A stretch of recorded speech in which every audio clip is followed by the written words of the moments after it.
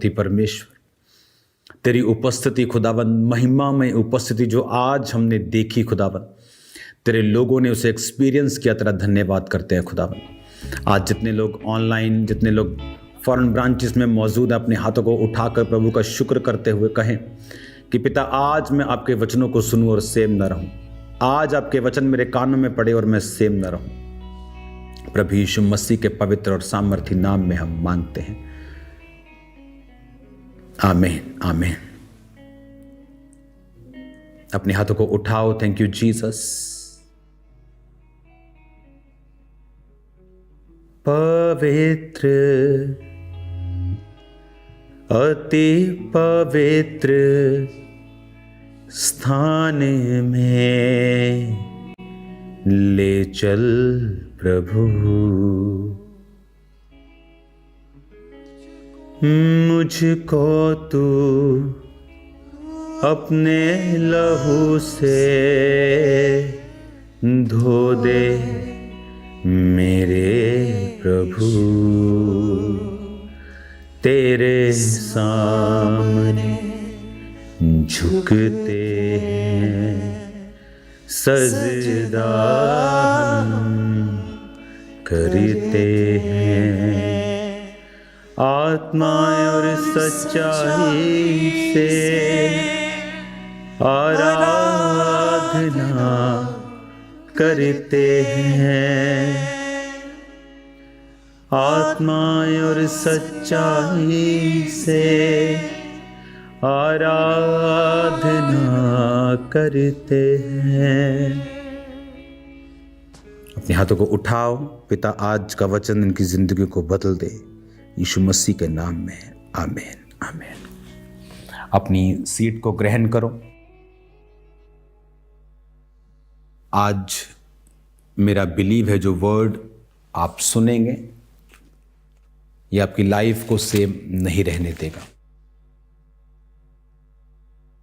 प्रेरितों के काम की जो पुस्तक है, जिसकी शुरुआत हमें परमेश्वर के जीवित स्वर्ग पर चढ़ाए जाने से मिलती है, लेकिन बाइबल की इकलौती ऐसी पुस्तक है जिसका अंत नहीं है, क्योंकि प्रेरितों वाले काम जो हैं वो अब भी परमेश्वर कर रहा है। वो पुस्तक अभी भी चालू है।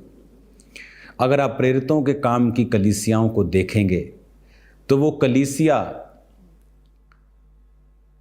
जो बेसिक था उनका, उसको वो भूलने वाली नहीं थी। आप जब सुबह उठते हैं और आप वही खाना खाते हैं जो आपने पूरी उम्र खाया है, आप कभी नहीं कहते मुझे आज कुछ नया खाना है, कुछ ऐसा जो मैंने पहले कभी नहीं खाया। फिर खाते तो आप फिर एडिबल्स ही हैं जो खाई जा सकती हैं। आप ऐसा तो नहीं पत्थर खा लेते हैं या मिट्टी खा लेते हैं, कुछ नया खा लेते हैं। तो नया चाहे ना हो, लेकिन अगर वो फ्रेश है, अगर वो बेसिक है, तो उसी से हमारी लाइफ जो है, जैसे स्टेपल फूड कहते हैं, इंडिया का स्टेपल फूड दाल चावल रोटी सब्जी है, उसी तरह से जो बेसिक है बाइबल का वचन कहता है। जब हम प्रेरितों के काम में पढ़ते हैं, उसकी 13 अध्याय, उसकी 2 आयत, जब वो उपवास सहित प्रभु की उपासना कर रहे थे तो पवित्र आत्मा ने कहा, मेरे लिए बरनबास और शाऊल को उस काम के लिए अलग करो जिसके लिए मैंने उन्हें बुलाया है। वो कलीसिया अगर आप देखें तो एक एक दिन में 3-3 हजार लोग बपतिस्मा लेते थे। वो कलीसिया अगर आप देखें तो किस तरह से अपने बेसिक्स से वो जुड़ी हुई थी। आज बहुत से लोग मुझे यूरोप से भी देख रहे हैं। यूरोप में बहुत सी ब्रांचेस हैं, बड़ी बड़ी ब्रांचेस हैं यूरोप में। वहाँ की बेदारी पौलुस लेके गया। जब मैं इटली में था और बहुत सी कंट्रीज जब मैं यूरोप में घूमता हूँ, सो मैनी चर्चेस, वेनिस जो दुनिया का सबसे मशहूर घूमने का स्थान है, जाओ वेनिस घूमो, आपको हर गली में चर्च मिलती है। आज वहाँ की बेदारी इतनी नहीं है, लेकिन एक समय था जब वहाँ बेदारी पौलुस के द्वारा गई। आज भी वो लोग बेसिकली वो क्रिश्चियंस ही हैं, स्ट्रॉन्ग क्रिश्चियंस नहीं कह सकते आप उनको, लेकिन है वो क्रिश्चियंस। जब क्रिश्चियनिटी पे बात आती वो लोग खड़े होते हैं। आप देख लो उनके देशों को, चाहे उनके पॉलिटिशियंस को। तो वो इतना बड़ा काम पौलुस के द्वारा हुआ। और कैसे शुरू हुआ? बाइबल कहती जब कलीसिया प्रार्थना कर रही थी उपवास सहित, तो प्रभु की आवाज़ उन्हें सुनाई दी कि बरनबास और शाऊल को अलग किया जाए उस काम के लिए। किस काम के लिए? सुसमाचार के काम के लिए। और वचन कहता है जो पौलुस की पहली मिशनरी यात्रा थी, उसकी फोटो आप अपनी स्क्रीन के ऊपर देखेंगे, वो पहली मिशनरी यात्रा जिसमें गलतिया, आसिया, स्मुरना, इफसुस, कुलुस्से, पंफूलिया, अतालिया, लिसिया, पुतारा, मूरा, कपू, दुकिया, जो आज के साइप्रस, यूरोप के देश, ये उन जगहों की वो बात कर रहा है। खासकर वो जो समुद्र के किनारे किनारे ज़्यादा लोग रहते थे, तो उन एरियाज में पौलुस बहुत गया। और कैसे शुरुआत हुई? उपवास सहित प्रार्थना से। आज कलीसिया बेसिक अपना भूल जाती है, नया सरमन सुनना चाहती है और नई रेवलेशन, और पूछो प्रार्थना करते हो? नहीं। कब लास्ट 3 दिन रात के तुमने उपवास रखे? नहीं रखे। इस शुक्रवार को, शनिवार को और संडे को आप 3 रात के उपवास रखेंगे। संडे को चर्च में ही आपकी फास्टिंग खुलवाई जाएगी। तो आप ये नोट कर लें चर्च की सारी मैनेजमेंट कि शुक्रवार अगर हो सकता है तो आप वहाँ इकट्ठे हों।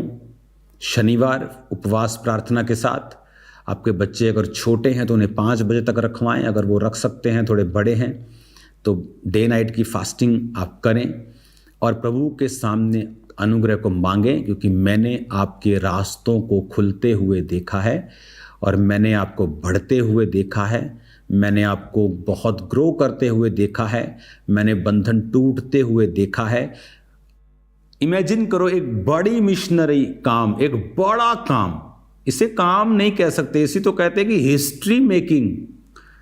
कैसे शुरुआत हुई? उपवास प्रार्थना। आज बहुत सारे लोगों को नहीं मालूम उन्हें क्या करना है, बहुत सारे लोगों को नहीं पता वो क्या करें। क्यों? क्योंकि प्रभु की आवाज़ नहीं आ रही। सारा दिन व्हाट्सएप, फेसबुक, इंस्टाग्राम, सारा दिन टीवी, मोबाइल, बच्चे, स्टडी, और हम भूल गए कि ये चीज़ें तो सेकेंडरी थी। फर्स्ट था प्रभु में चलना, उपवास सहित प्रार्थनाएं करना, परमेश्वर में चलना। आज कितने क्रिश्चियंस हैं जो फास्टिंग के साथ प्रेयर करते हैं? या आपने 3 दिन रात आपने कुछ नहीं किया, बच्चों ने 3 दिन रात कुछ स्टडी नहीं करना, सिर्फ प्रेयर में रहना। वैसे बीमार हो जाए तो वो 10-10 दिन भी छुट्टी करवा देते हो आप। लेकिन प्रार्थना आपके लिए कोई इतनी बड़ी बात नहीं है, तो इसलिए प्रार्थना के लिए छुट्टी करना इज नॉट, आपको नॉनसेंस लगता है, इसीलिए आपकी लाइफ नॉनसेंस के साथ घिरी रहती है। जिस बच्चे को सपोर्ट करना है फैमिली को, वो नशे में है। जिस यंग मैन को सपोर्ट करना है वो बीमार है। ये क्या है? ये डेविल की नॉनसेंस है, और नॉनसेंस को ख़त्म किया जा सकता है बेसिक बाइबल के, हम अगर उसमें वापस आए तो। संडे में आपके लिए प्रार्थना करूंगा कि पवित्र आत्मा की भरपूरी आपको मिले और पवित्र आत्मा की ताकत आप पे उतरे और आपकी लाइफ सेम ना हो। क्योंकि अगर आप उपवास सहित प्रार्थना में नहीं होते, आपको मालूम नहीं होता, आपकी स्पिरिचुअल आइज ओपन नहीं होती कि मुझे क्या करना है। और जब आपको मालूम होता है आपको क्या करना है, दैट्स इट, आप हिस्ट्री बनाते हैं। आज पौलुस की जो हिस्ट्री बनाई, उसकी शुरुआत कैसे हुई? उपवास सहित प्रभु की उपासना कर रहे थे और प्रभु ने बात की। बहुत सारी कलीसियां हैं जहां प्रभु बात ही नहीं कर पाता, उनको अगला दर्शन बता ही नहीं पाता। वो वेट करता है पेशेंटली। आप 20 साल लाइन पे नहीं है, वो 20 साल आपका इंतजार करता है कि जब आप लाइन पे आएंगे तो वो आपसे बात करेगा। मैं आपको बता रहा हूं, आप खुदा के प्लान को 20 साल लेट कर सकते हो, 10 साल लेट कर सकते हो, साल लेट कर सकते हो। खुदा पे निर्भर नहीं करता, वो आप पर निर्भर करता है कि आप उसके वचन को किस रीति के साथ लेते हैं। हालेलुया। आज कुछ नया खाने की बजाय हम वही अपने स्टेपल स्पिरिचुअल फूड पे चलें। उपवास सहित प्रार्थना और उपासना करें। शुक्रवार, शनिवार, एतवार, संडे प्रभु के घर में आप अपने डे नाइट फास्ट को खोलें। मीटिंग के बाद आप देखेंगे आपकी लाइफ में एक रिलीफ आया है, एक पीस आया है, एक नई लाइट आप देखेंगे आपकी लाइफ में जगी है। नई स्पिरिचुअल आप अवेकनिंग देखेंगे अपनी लाइफ के अंदर, जो परमेश्वर का आत्मा आपकी लाइफ में करेगा। आपकी जिंदगियां सेम नहीं होंगी। Hallelujah, hallelujah, hallelujah, hallelujah. उसकी बेदारी का आत्मा आप अपने परिवारों में देखोगे।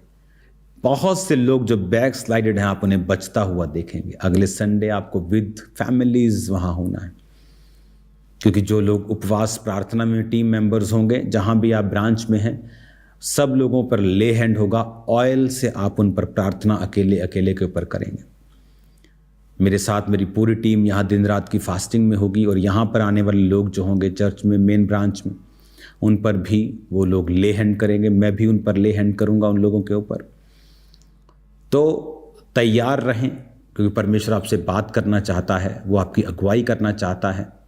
वचन कहता है पौलुस जब अंधा हुआ, जब वो शाऊल था, तो लिखा 3 दिन रात उसने कुछ नहीं खाया, और प्रभु की आत्मा ने हनन्याह से कहा जा और पौलुस शाऊल के ऊपर हाथ रख। एक गली सीधी कहलाती, वहाँ जा और तरसुसवासी शाऊल को पूछ वो कहाँ है, और उस पर हाथ रख, क्योंकि देख वो प्रार्थना कर रहा है। हो सकता है शाऊल 10 साल अंधा रहता, 5 साल रहता, 1 साल रहता, कोई 1 साल बाद उस पर हाथ रखता। लेकिन शाऊल एक यहूदी था, एक यहोवा को मानने वाला, व्यवस्था समझने वाला, बेस्ट स्कूल में पढ़ा, व्यवस्था की पूरी जानकारी रखने वाला, एक बड़ी उच्च संस्था जो परमेश्वर के काम करती थी उसका मेंबर था। छोटी चीज नहीं है, एक एक्टिव मेंबर था। इसलिए उसको मालूम था कि ये परमेश्वर का सुसमाचार जीसस के बारे में जो मैंने सुना वो यहोवा की ओर से है, मैंने गलती की है, मैंने सताया है उसको। वो प्रार्थना कर रहा था, उपवास, कुछ नहीं खाया, कुछ नहीं पिया, और प्रभु ने कहा देख वो प्रार्थना कर रहा है, तुझे जाना पड़ेगा हनन्याह। तो जब आप इस उपवास प्रार्थना में होंगे, ये 3 दिन प्रभु को आना पड़ेगा आपके पास, वो आपकी प्रार्थनाओं को सुनेगा और आप सेम नहीं होंगे। बेबीज़ की टेस्टिमनीज़ के साथ आप वापस आएंगे, हीलिंग की टेस्टिमनीज़ के साथ, माइग्रेन की हीलिंग के साथ, कैंसर हीलिंग के साथ आप वापस आएंगे। आपकी लाइफ सेम नहीं होगी यीशु मसीह के नाम में। अपने हाथों को उठाओ, मैं आपको ब्लेस करता हूँ, आपको आशीषित घोषित करता हूँ। पिता जितने इन वचनों पे चलें, जो अपने बेसिक को राइट करें, उनकी स्पिरिचुअल आइज़ को, स्पिरिचुअल ईयर्स को खोल देना खुदावन, तेरे जीवित नाम में हम मांगते हैं, आमीन। अगर आप इन फास्टिंग में होंगे तो याद रखिए, पौलुस, उसको शारीरिक कांटा चुभा, कोई दुख होगा उसको शरीर का, प्रभु को कहता प्रभु दूर कर, प्रभु कहता मेरा फजल तेरे लिए काफ़ी है। आज प्रॉब्लम ये नहीं कि आपको दुख है, प्रॉब्लम ये है कि उस दुख में प्रभु क्या कह रहे हैं वो सुनता नहीं। जब वो सुनता नहीं तो आदमी कंफ्यूज रहता है कि पता नहीं क्यों ऐसा हो रहा है। तो जब आप प्रार्थना करते हैं, आप प्रभु के साथ जुड़े होते हैं, वो आपसे बात करता है। तो जब आप इस उपवास प्रार्थना में होंगे, वो आपसे बात करेगा। हो सकता है उसी रोज़ों में, हो सकता है उसके बाद, लेकिन वो आपसे बात करेगा। आप सेम नहीं होंगे, प्रभु यीशु मसीह के नाम में, आमीन। अपने हाथों को उठाओ जितने बीमार हैं। आज मैं प्रार्थना करता हूँ पवित्र आत्मा आप पर उतरे। आज मैं प्रार्थना करता हूँ पवित्र आत्मा की अग्नि एक एक जन पे उतरे, सारी बीमारियां आपको छोड़ के जाएं। मैं आपको ब्लेस्ड घोषित करता हूं, आपकी लाइफ के ऊपर गवाहियों की घोषणा करता हूं, प्रभु यीशु मसीह के पवित्र नाम में, आमीन, आमीन। Thank you Lord.